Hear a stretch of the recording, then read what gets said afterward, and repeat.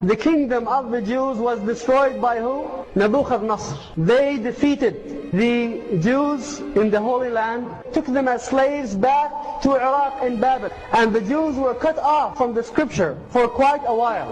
And they were under the influence and the tyranny of the Babylonians. And that is where a lot of the distortion that happened to the religion of Judaism, that is where it occurred. Where was the Talmud written? It was written by the 70 rabbis who were in Babylon. This is the law and the central focus of the Yahud now. They have left the Torah and they are following the Talmud. And the Talmud was written by the rabbis who were influenced by the regime and the environment in Babylon. Let's read from Surah Al-Baqarah, ayah which is 101. And when there came to them a messenger from Allah, came to who? This is talking about Al-Yahud, the Jews, confirming what was sent to them, a party of those who were given the scripture threw away the book of Allah behind their backs as if they did not know. And what did they follow? وَاتَّبَعُوا مَا تَتْلُو الشَّيَاطِينَ عَلَى مُلْكِ سُلَيْمَانَ. And they followed what the devils gave out in the lifetime of Sulaiman. What is this talking about?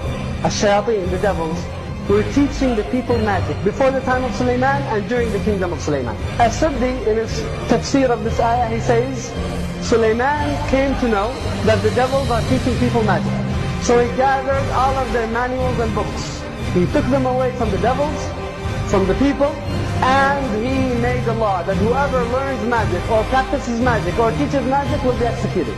And he took away all of these books and manuals and he buried them, as the story goes, under his throne. He buried them. The Pharisees said there were really two inspired revelations to the Jews.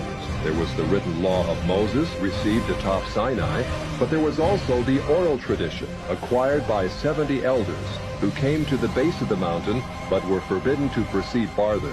The Pharisees said that these 70 elders, or Sanhedrin, received a much more extensive and profound revelation than Moses, a revelation which was never written down, yet took precedent over the written law. 20 years after Jerusalem was taken, the Dome of the Rock was seized by a group of warrior monks calling themselves the Knights of the Temple of Solomon, or more simply, the Knights Templars. In Jerusalem, the Templars began to deviate further and further away from the practices of Christianity. They learned the secret arts of the Kabbalah, an ancient form of Jewish magic, along with its dark rites and rituals. The Jews had learned the arts from the pagans of ancient Egypt during the times of enslavement to the Pharaoh, and developed them into Babylon at the time of Nebuchadnezzar. Knights Templars got a commission from the Pope to actually do excavations at Solomon's Temple.